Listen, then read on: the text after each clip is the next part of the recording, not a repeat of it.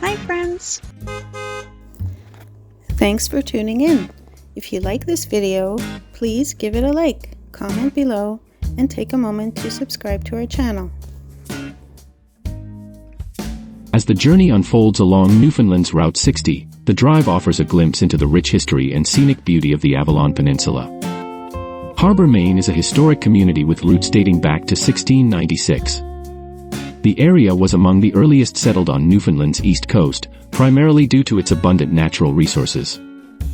The first official census recorded 550 residents in Harbour, Maine and 158 in Chapel's Cove, with most inhabitants engaged in fishing. Additionally, local farmers raised horses, cattle, and other livestock. Continuing along Route 60, the town of Lakeview comes into view.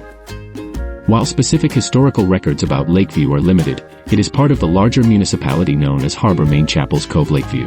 Thank you very much. This combined town is situated on the Avalon Peninsula, overlooking Conception Bay. The residents of these towns have traditionally relied on fishing and agriculture, reflecting the resourcefulness and resilience characteristic of Newfoundland's coastal communities. Today, visitors can experience the rich cultural heritage and natural beauty that define this region.